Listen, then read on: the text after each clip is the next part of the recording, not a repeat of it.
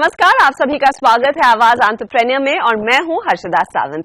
यहां हम आपके सामने पेश करेंगे ऐसे कारोबार जिनकी शुरुआत हुई एक छोटे आइडिया से और आज ये करोड़ों ग्राहकों को सर्विस कर रहे हैं।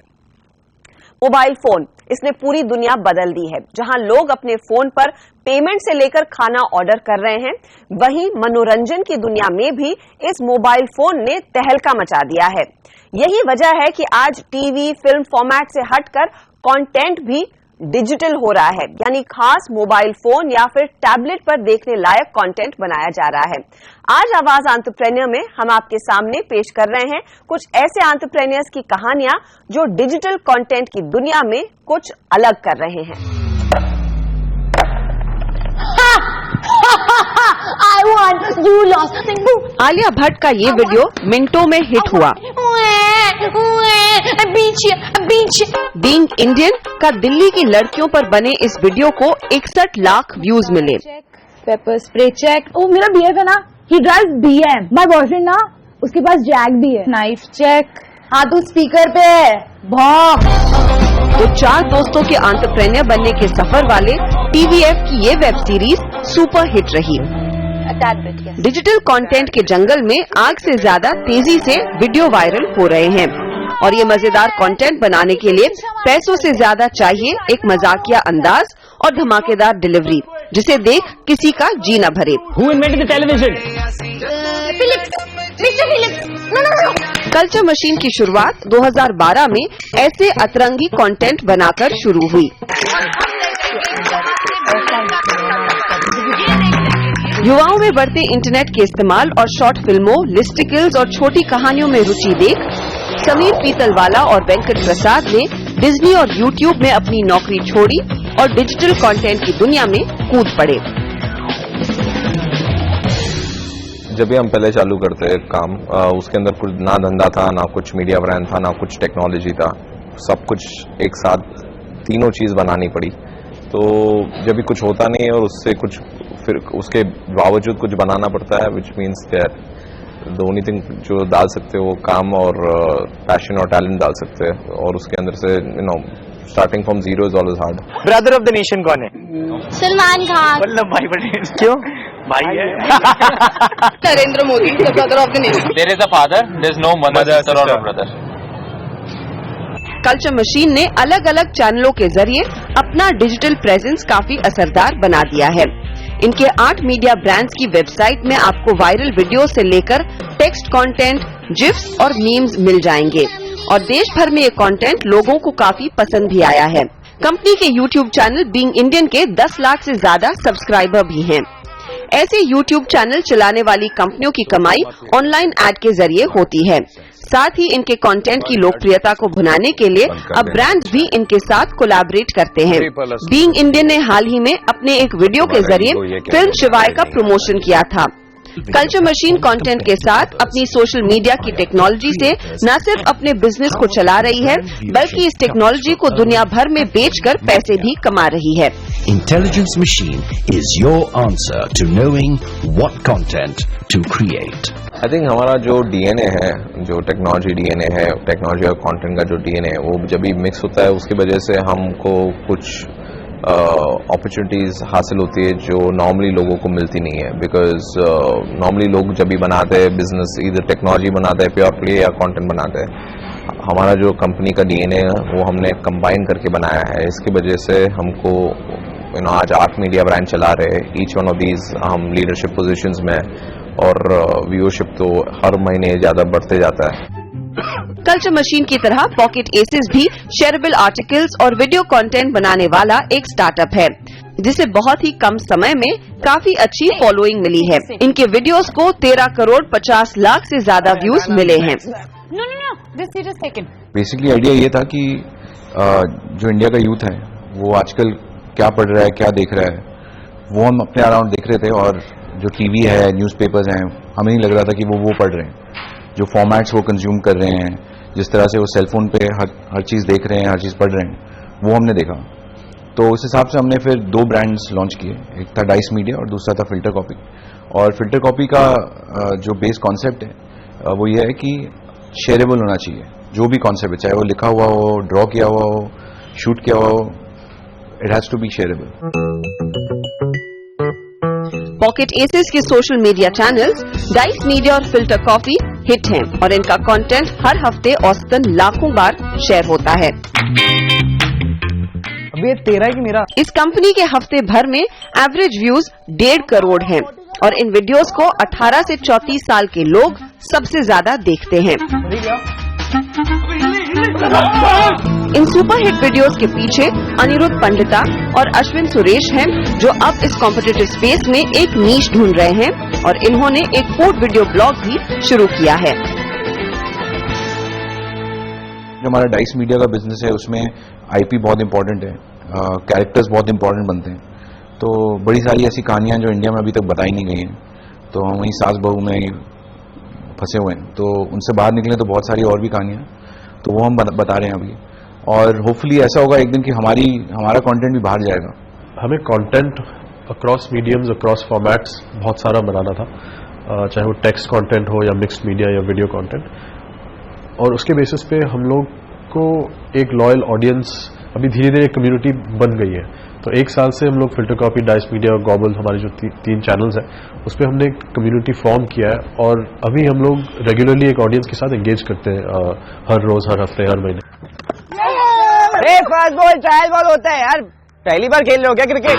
चल बॉल डाल. डिजिटल मीडिया के इस जंगल में हर रोज एक नया खिलाड़ी कदम ले रहा है और इस माध्यम की बढ़ती लोकप्रियता के चलते अब जनरल एंटरटेनमेंट चैनल भी इस रेस का हिस्सा बन रहे हैं. फिल्म प्रोड्यूसर इरोस ने इरोस नाउ के नाम से डिजिटल प्लेटफॉर्म शुरू किया है, तो सास बहू सीरियल के लिए मशहूर बालाजी टेलीफिल्म्स भी अपने कंटेंट वेबसाइट लेकर आई है. यही नहीं, अंतर्राष्ट्रीय खिलाड़ियों में नेटफ्लिक्स के बाद अब अमेजॉन प्राइम भी भारतीय दर्शकों को लुभाने की दौड़ में शामिल है. यानी जहां एक और नए लोग अपना टैलेंट दिखाने के लिए इस स्पेस का फायदा उठा रहे हैं, वहीं एंटरटेनमेंट में आम दर्शकों के लिए भी विकल्प की कोई कमी नहीं है.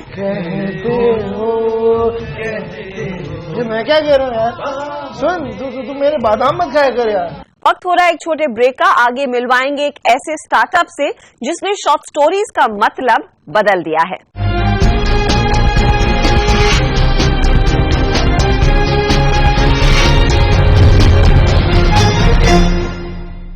आप देख रहे हैं आवाज एंटरप्रेन्योर और आज हम आपके सामने पेश कर रहे हैं डिजिटल कंटेंट की सक्सेस स्टोरीज. सोशल मीडिया एक ऐसा रेवोल्यूशन है जिसके जरिए लोग कभी भी और कहीं भी कुछ पढ़ सकते हैं या फिर देख सकते हैं. लोगों में नई चीजें जानने की दिलचस्पी और फटाफट कंटेंट की जरूरत ने जन्म दिया मुंबई की टेरिबली टाइनी टेल्स को, जो चंद शब्दों में ही कहानी बयां करती है. सोशल मीडिया की आंधी ने परंपरागत मीडिया का हुलिया पूरी तरह बदल दिया है. अब ज्यादातर लोग अपने मोबाइल फोन या आईपैड पर सुबह के अखबार से लेकर शाम की न्यूज सब देख रहे हैं. अनुज गोसालिया और चिंतन रूपारेल ने अपने वेंचर टेरिबली टाइनी टेल्स की शुरुआत भी एक फेसबुक पेज से की, लेकिन इनका आइडिया इंस्पायर्ड था ट्विटर से, जहां सिर्फ 140 कैरेक्टर में लोग पूरी दुनिया के सामने अपनी बात कह सकते हैं. इस 140 कैरेक्टर की सीमा को ध्यान में रख चिंतन ने छोटी और असरदार कहानियां लिखना शुरू किया, जो आज एक फलता फूलता कारोबार है. इसकी शुरुआत मार्च 2013 में हुई एज अ फेसबुक पेज. तभी हमारे कोई फॉलोअर्स नहीं थे, हम सिर्फ 13-15 राइटर्स थे जो कि रोज एक 140 कैरेक्टर की कहानी लिखते थे और उसको फोटोग्राफ में डाल के ब्लैक टेम्पलेट पे रोज एक रिलीज करते थे. और आई थिंक उसके स्ट्रेंथ पे ही हमें फॉलोअर्स आना शुरू हो गए. इन टाइनी टेल्स की शुरुआत भी छोटी सी ही थी, जहां फाउंडर्स ने अपने लेखक दोस्तों से पहले लेख लिए और इन छोटी कहानियों को फेसबुक पर इतना बढ़िया रिस्पांस मिला कि नए और उभरते लेखक अपनी कहानियां इन्हें भेजने लगे, जिससे न सिर्फ इनकी टीम बढ़ी बल्कि इनका सोशल मीडिया प्रेजेंस भी. फेसबुक पेज से कहानी आगे बढ़ी और शुरू हुई इनकी खुद की वेबसाइट, जहां अब हर कोई कहानी लिख सकता है और अगर वो अच्छी हो तो इसे पूरे क्रेडिट के साथ साइट पर पब्लिश किया जाता है.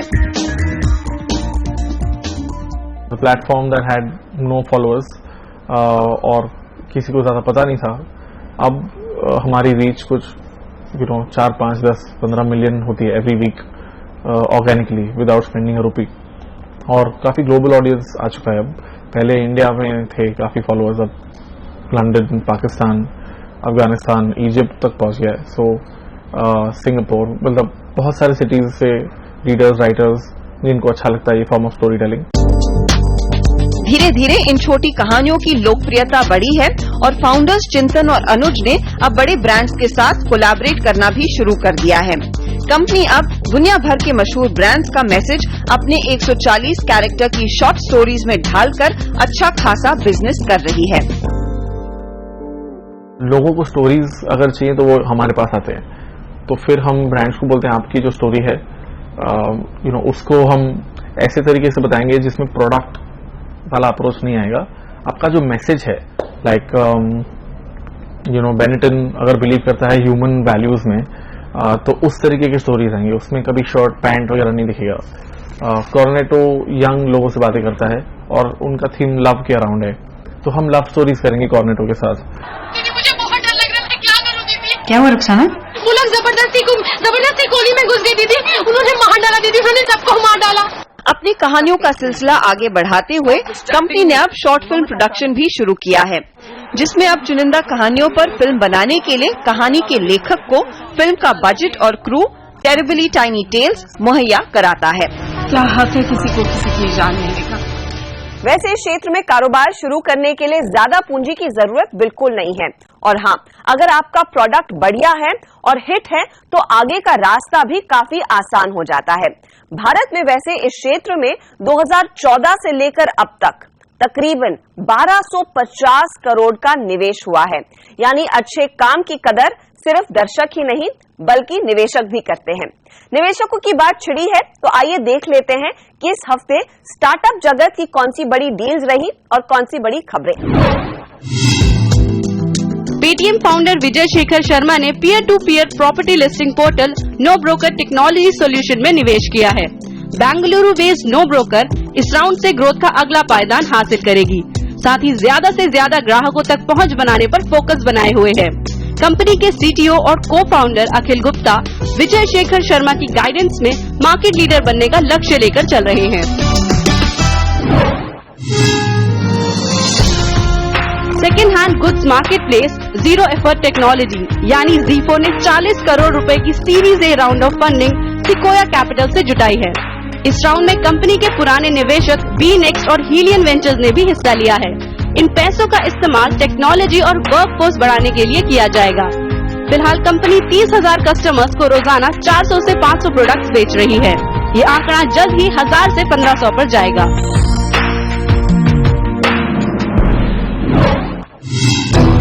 Mobile gaming startup play simple games ने करीब 27 करोड़ रुपए के फंड सीरीज ए राउंड में जुटाए हैं। इस निवेश में सैफ पार्टनर्स और आईडीजी वेंचर्स ने हिस्सा लिया है। नई गेम डेवलप करने, टीम मजबूत करने और मार्केटिंग पर फोकस बढ़ाने के लिए इन पैसों का इस्तेमाल होगा। कंपनी सभी एज ग्रुप के लिए वर्ड और पजल गेम्स बनाती है। यहाँ लेंगे एक छोटा ब्रेक। आगे देखिए कैसे इस कॉम्पिटिटिव स्टार्टअप जगत में टेक स्टार्टअप्स बच सकते हैं फेलियर के ठप्पे से।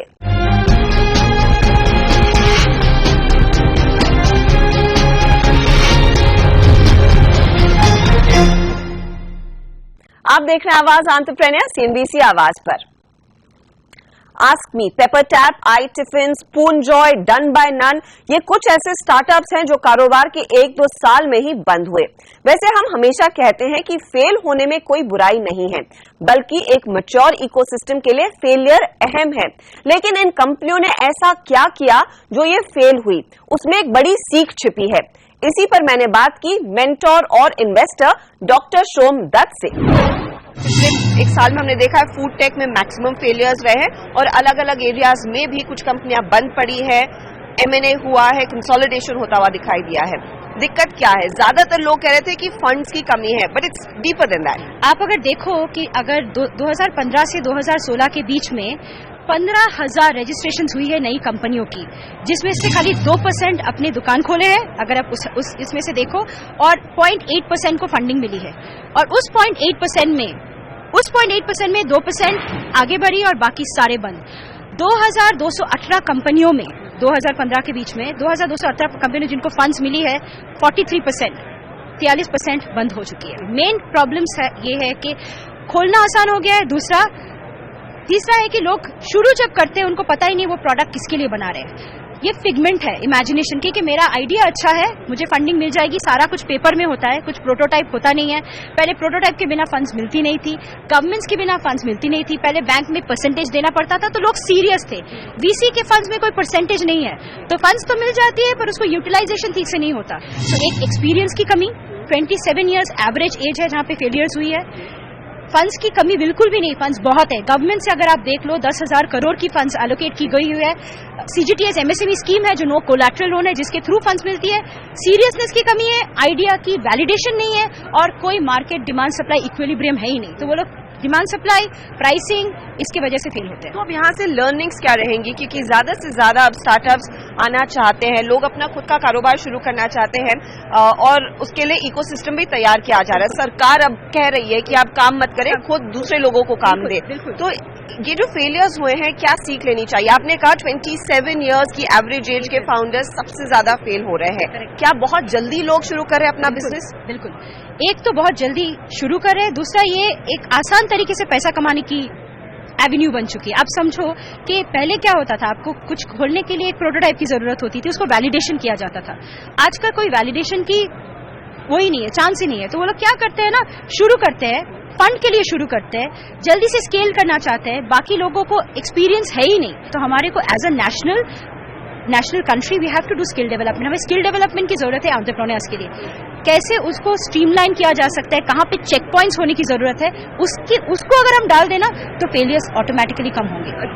फूड टेक एक स्टार्क एग्जाम्पल है, और food largely is a difficult market to crack, क्योंकि हम हर रोज देखते हैं एक नया रेस्टोरेंट आपके मोहल्ले में खुलता है, और जितनी जल्दी वो खुला उतनी जल्दी बंद हो जाता है। इस सेक्टर के अलावा और कहाँ पर आपने नोटिस किया है कि शायद स्किल सेट को डेवलप करना होगा, यू नो डीपर इंटीग्रेशन चाहिए शायद टीम में मार्केट के साथ? मैं आपको 5 ऐसे वर्टिकल्स की एग्जांपल देना चाहती हूँ जो 2218 स्टार्टअप्स के बीच में जो फेलियर्स हुई है, उसमें सबसे ज्यादा है एनालिटिक्स में। क्या है कि एनालिटिक्स, जैसे हम गूगल एनालिटिक्स खाली एनालिटिक्स नहीं होती है। एनालिटिक्स मतलब बहुत ज्यादा डेटा साइंस की इन्वॉल्वमेंट होती है, उसमें मशीन लर्निंग की इन्वॉल्वमेंट होती है, उसमें मार्केट इंटेलिजेंस की इन्वॉल्वमेंट होती है, सेल्स और मार्केटिंग की इन्वॉल्वमेंट होती है। एनालिटिक्स एक बहुत बड़ा डोमेन है जो फेल हो रहा है, क्योंकि लोगों की कमी है, स्किल सेट्स की कमी है। हमारे यहाँ पे इंडिया में एनालिटिक्स की स्पेशल कोई एजुकेशन नहीं है। अभी IBM, गूगल ये सब शुरू कर रहे हैं, पर वो स्ट्रीमलाइन नहीं है। दूसरा है फूड टेक। 2 IITians कंपनी खोल रहे हैं जिनको फूड की एक्सपीरियंस नहीं है, ना तो वो खाना कभी बनाते हैं, अपनी मम्मियों के हाथ से खाना खा के बड़े हुए, खाना बनाना नहीं आता, ऑपरेशंस पता नहीं, लॉजिस्टिक्स पता नहीं। अब तीसरा देख लो ई कॉमर्स में सबसे बड़ा चैलेंज ये है कि आप एग्रीगेट जब कर रहे हो, जिस प्राइस पॉइंट पे कर रहे हो, जो लास्ट माइल डिलीवरी है वहां पे आप फेल हो रहे हो। उसके बाद अगर आप देखो तो हॉस्पिटैलिटी और हेल्थ केयर में जो ऑटोमेशन हुई है वो फेल हो रहा है। हेल्थ केयर अभी भी काफी नेसेंट है, एक प्रैक्टो खाली एग्जाम्पल नहीं है हेल्थ केयर सक्सेस का, वो एग्रीगेशन प्लेटफॉर्म है। अगर आपको ऑटोमेशन लानी है तो आपको बहुत ज्यादा इंटेलिजेंस की जरूरत होती है उस सेक्टर में। प्योर टेक्नोलॉजी है, जो रोबोटिक्स है, जो AI है। अब बाहर से आपको समझना पड़ेगा कि हमें क्रॉस कंट्री कोलैबोरेशन की बहुत जरूरत है। हम जिस कंट्री के लिए डेवलप कर रहे हैं, अगर हम इंडिया के लिए डेवलप करें तो इंडिया की डायनामिक स्टैटिस्टिक्स, इकोनॉमिक्स क्या है, लोग अडॉप्ट करेंगे क्या?